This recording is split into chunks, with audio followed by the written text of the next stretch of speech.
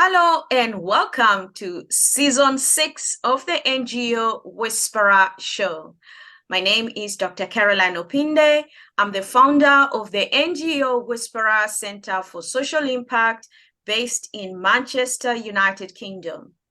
The NGO Whisperer Center for Social Impact works with non-governmental organizations, social enterprises, governments, and funding agencies to promote social innovation and investment for a sustainable world now and in the future. In Season 6 and 7 of the NGO Whisperer Show, we will feature our Global Fellows Class of 2022. Joining us today from Mauritius is one of our Global Fellows, Rachel Warnick. Rachel works with 3 organizations: Professors Without Borders, Nature Indian Ocean, and affiliated also with the Southern Africa Development Community. Rachel, welcome to the show. Thank you so much, Dr. Carolyne. It's a pleasure to be here. Thank you so much. You work with 3 amazing organizations doing different work, but at the core of it is social and economic impact of people in Africa and around the world. What inspired you to step into this field and work with these 3 different organizations? It was education that led me down this path. I have been very privileged to have not only a great education, but one that set me up for considerable success in life. And so as an educator, I really want to bring those opportunities to others. So back in 2017, I discovered the organization Professors Without Borders, and that was my entry point. Simultaneously, I was working on something locally here in Mauritius for young people, and that also had an educational element, again, in the social impact sphere. And that grew into our NGO, Nature Indian Ocean, or Nature Océan Indien, as we say in French here. And finally, the work that I was doing here in Mauritius, because it also had an environmental component, it allowed me to move forward into the environmental sphere, to work with the SADC Great Green Wall Initiative, helping to lead the CSO movement on that initiative with my fellow committee executives. That is quite a lot. Let's focus in each and every one of those and the impact that your work is actually making in the lives of people, starting with Professors Without Borders, then Nature Indian Ocean, and then completing it with the SADC work that you're doing in environmental conservation. As I mentioned, Professors Without Borders, that's the sort of lead one for me. I am the director of programs there. We are a UK-based NGO that operates internationally, and we deliver short, intensive, skills-based programs that supplement local education providers. What I mean by this is we often partner with either universities or NGOs, and we have great respect for what is happening in the education sphere in our partner countries, in our host countries. However, not every educational environment can offer everything. And even in the so-called global north, we're still in the early days of moving towards more skills-based education.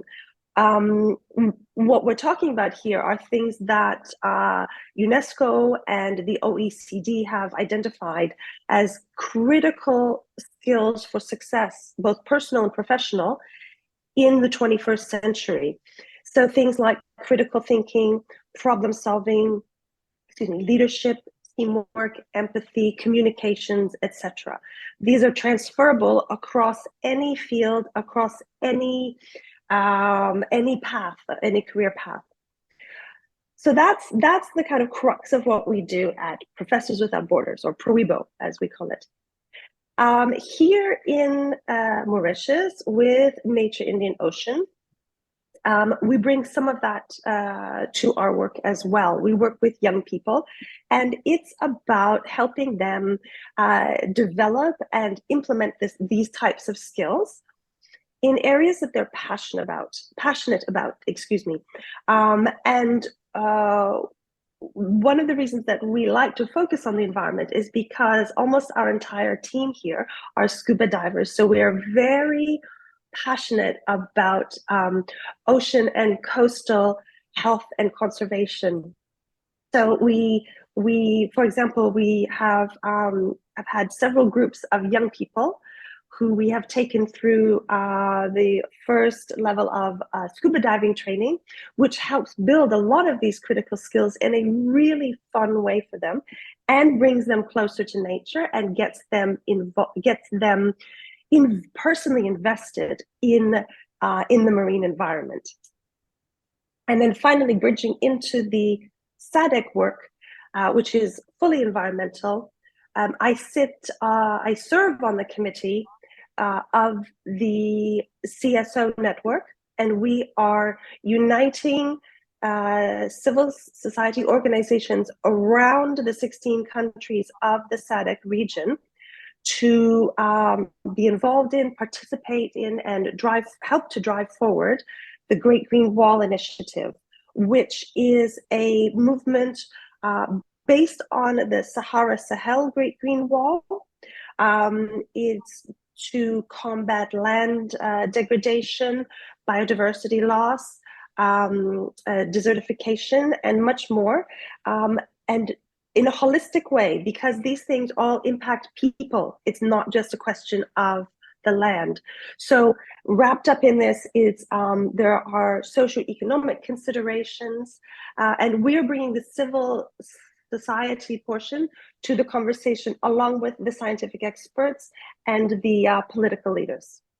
Would you please share with us, from all these programs, share with us 2 or 3 stories of impact that you have made, that your work has contributed to in the life of individuals or our community? I'll start with a local one, and it's a microcosm of what we do, but I just love it. In our first project, teaching scuba diving to young people here from the local community. These are youths that don't have the opportunity even to do this of their own accord because of the cost. We had a small group that came to us, and there was a young man. He was a tall young man, but he always came in with his head bowed, his shoulders rounded.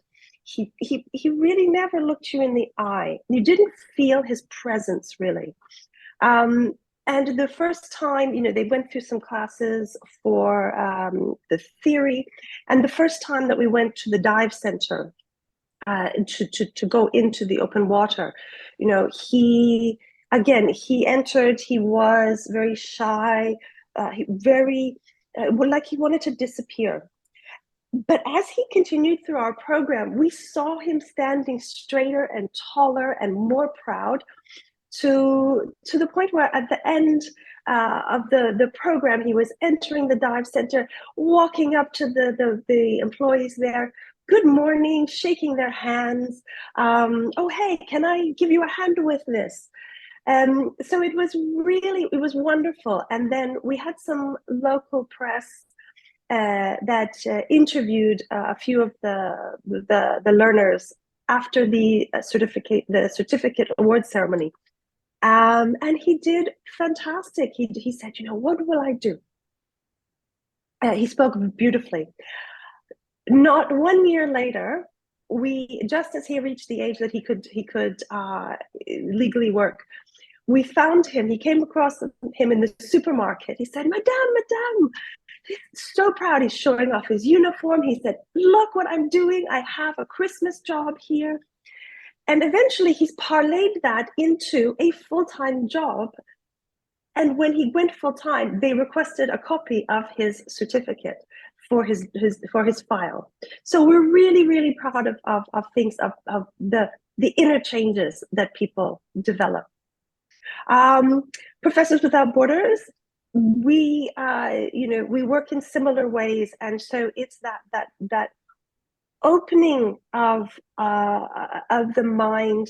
A lot of education systems tend to be very traditional, and we come in and we have very innovative methods. We have very interactive and engaging methods, and most of all, they are learner-centered.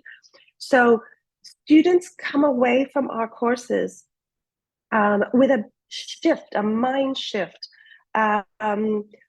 One of our partners, African Rural University in Eastern Uganda, we've been back there every year since we started. We work with both the undergraduates, with the alumni, and with the faculty. And we see year on year how the learning is being implemented, because the young women that go to this to do this program, they then go into the community to act as rural development change managers. And so we are seeing the direct impact of our courses on communications or driving social change, etc.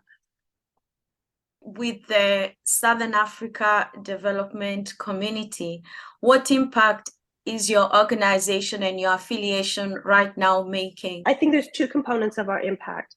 One is that we are, from day one, we are embedded in the conversation, in the process of developing and rolling out this initiative. So they've recognized the importance of civil society, and we are there, giving that voice from our members. The second, and that's being considered at all steps. So, for example, the chairman and I, we were at a UNCCD workshop on this initiative in August, and we were able to voice, the concerns, the needs, the ideas, the perspectives of civil society, which was really, really important, because they're, often the ones doing the groundwork. The other side of it is that having this network with all of these members doing connected work across these 16 countries, we are able to bring together people to share best practice.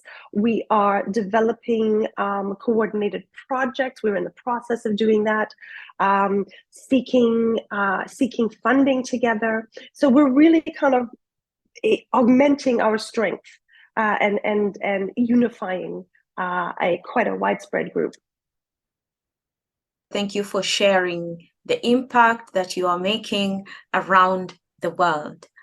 Let's go to the NGO Whisperer Global Fellowship Program. You have been with us at the Global Fellowship Program from July to December 2022. I would like to know, and our audience would also like to know, you have accomplished so much, but why did you want to apply to be one of our Global Fellows? When you say I've accomplished so much, I look at what there is that still needs to be done and what I want to do. And as an educator, I think that learning never stops, ever.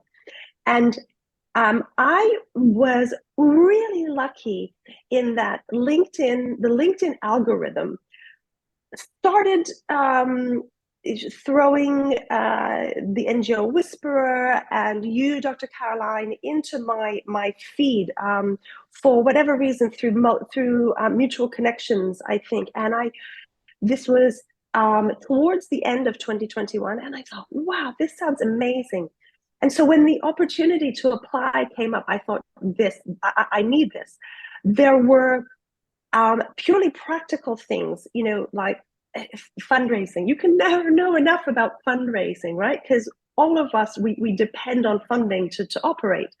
I think change management, I mean, even if you weren't a believer in it before the pandemic, I mean, you have to be a believer in it now, right?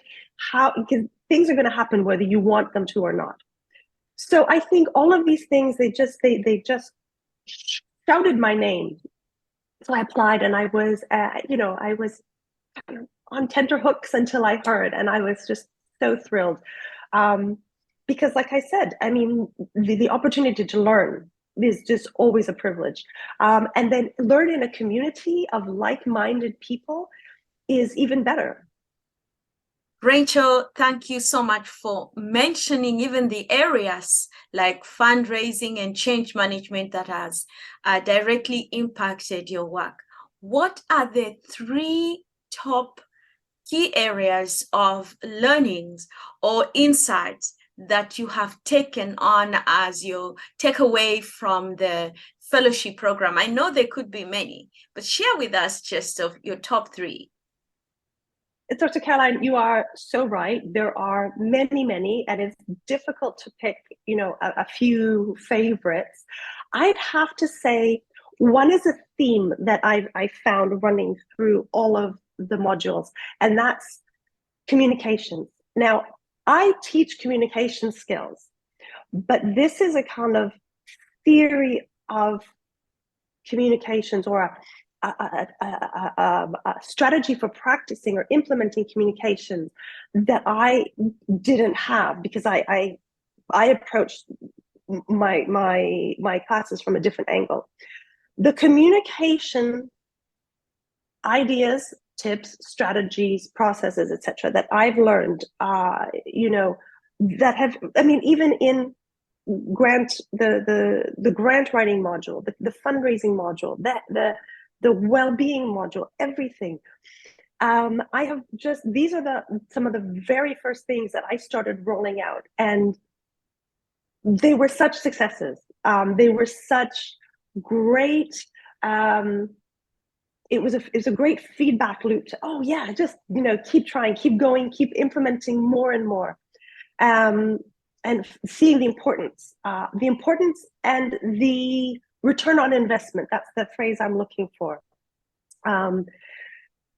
So that's, for me, that's probably my banner theme for the whole fellowship. In addition, there's the fundraising, grant writing, the finding the money, show me the money, and we struggle with that. We feel, I think, often in this sector, we feel that people should understand the need for the work that we're doing, and B, we don't want to be begging. How do you ask for money without your cap in hand, or your tin cup? And I think that what I've learned is strategies that make finding and getting the money easier, because all of the work that has previously involved, we've learned strategies that really streamline, that can be cherry picked and reorganized, to more dignified, if I can say that. We know how I have a better sense of how to put my organizations forward and my projects forward in a way that demonstrates their value, without that sense of begging. So those are the 2. And then I think the third thing has been how to choose. I would say that again, I'll go back to sense of community amongst the members, how we kind of shared information. We've, collaborated on a few things. We've made connections that we're kind of following up outside the fellowship. I found a wonderful partner who I'm going to be doing a project with in Swatini. And there's another person that I'm talking to for about connections with one of our organizations. So I think that's that privilege of just, again, opening up a wider network, a wider community, where we can lean on each other and boost each other and share ideas and best practice. Thank you for sharing your top areas of learning. Now let's go back into your organizations. You have mentioned that you have implemented some of the communication strategies that we shared: fundraising, grant writing, change management, health and well-being, as well as many others. How has your organizations changed as a result of your participation in the fellowship program? Perhaps you can give an example of one for each of the organizations you are affiliated with. So I think one of the very first strategies that I learned, that I implemented, was the monthly newsletter, and especially the monthly internal newsletter. All of my organizations, we are all scattered across either the continent or the globe, and where nobody physically meets in an office. And so it's very easy for isolation to creep in, and for this group not know what this group is doing, and vice versa.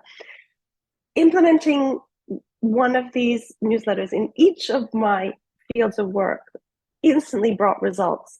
People were really happy to have a snapshot of what was happening, to understand, right, I'm on this team, but that's what that team is doing.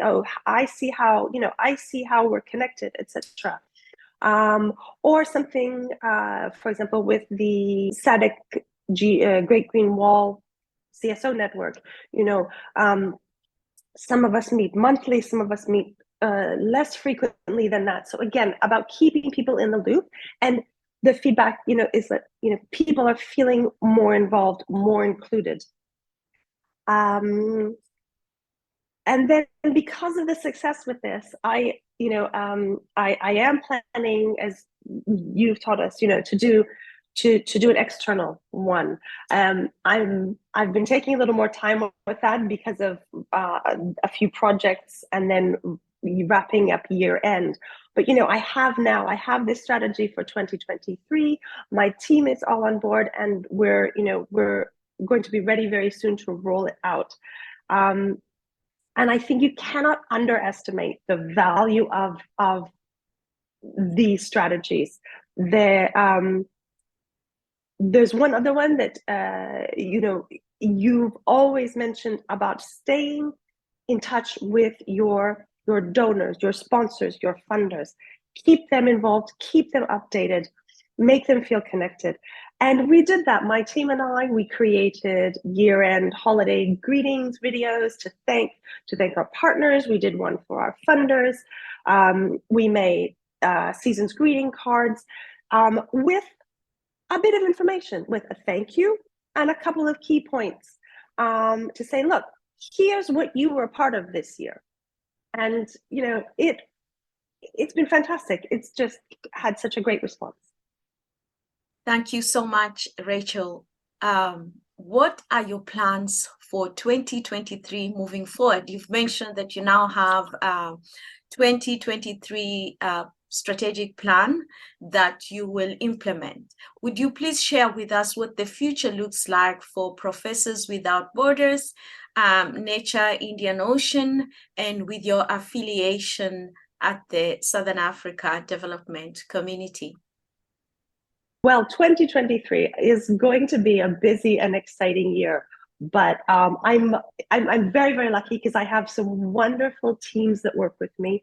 And so, in response to something you said earlier, yes, I'm very busy, but I'm part of a great team. So it's a collaborative effort. 2023 for Professors Without Borders. We are going to grow again. Last year was our biggest year of growth so far, and we're going higher this year.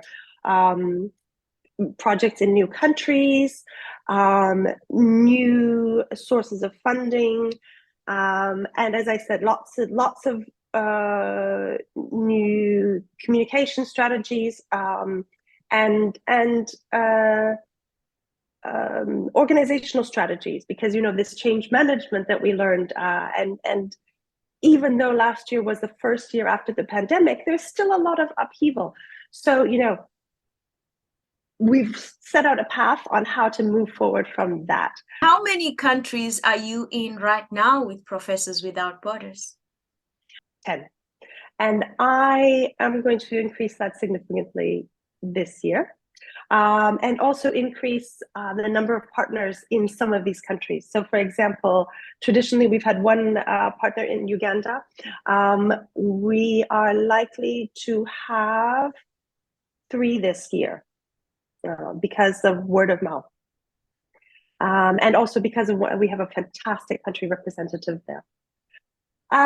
So that's Professors Without Borders, bigger and better.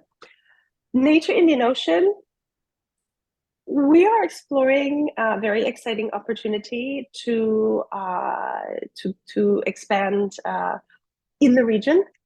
So that's something that is going to be underway very soon, I hope. And with the SADC Great Green Wall, this, I think, is the year that we are going to really boost our numbers. I think we almost doubled our membership from 2021 to 2022 year end. And we're going to grow again. And also, we have a strategy, or we're in the process of finalizing a strategy on really being present as an organization at many of these key international conferences, meetings, etc. Wonderful. The future is bright and brighter for your 3 organizations. As we come to the end of this show, what is your key message to governments, to civil society organizations, and to good citizens on making an impact in the world? Just speaking from the heart here, for individuals, if you have a desire to do something, follow that passion. There are going to be bumps in the road, but don't give up. It's so worth it. It is so worth it. And, as somebody famous once said, if you think one person can't make a difference, remember what it feels like to be in a room with a single mosquito, right? I've paraphrased, but that's the essence. For other civil society organizations, you guys everyone has my respect, that there are so many amazing people and organizations out there that are busting their backs to do the hard work and to make a difference. And just keep going. Again, there are times when it's tough, there are times when it's frustrating, but remember the impact that you are having, and unite as much as possible. Unite in your community with other organizations for emotional support, joint projects, etc. And if I had to speak to politicians, I would just say, trust the people, trust the civil society. They're the ones that are on the ground. They know the context better than anyone. They're living, breathing this day to day. So, let's consider wherever possible, can this be devolved from, how much can be devolved, but still supported, and I say that especially to the global north when considering the global south. Thank you so much, Rachel, for sharing with us your parting shot, your key message to governments, to civil society organizations, and to good citizens around the world. Where can people find you? How can they connect with you? Please do connect with me. I'm on LinkedIn, Rachel Warnick Educator. I'm also on Facebook, same thing, Rachel Warnick Educator. I'm on Instagram with my name, Rachel Warnick. And I am on TikTok, although that one has to be revived this year. Again, Rachel Warnick. Rachel, it's been a great honor and a pleasure to have you at the NGO Whisperer Global Fellowship Program. You are making an impact around the world, and there's a lot that we can all learn from the programs that you're implementing with local communities, with governments, and even high-level individuals within the society. Thank you so much, Rachel. Thank you, Dr. Carolyne, and thank you to the NGO Whisperer Global Fellowship. The increase in my impact that you speak of, the increase that we will see this year goes directly to the fellowship and to the learning from that. We appreciate you, Rachel. Ladies and gentlemen, as we come to the end of this episode, we invite you to subscribe to our YouTube channel and follow us on social media. We also invite those who are interested to be part of our 2023 Global Fellowship Program. The intake is on. You can go to our website, ngowhisperer.com/fellowship, and apply to join us and be part of our class of 2023. We also provide weekly masterclasses to nonprofits, NGOs, and social enterprises around the world.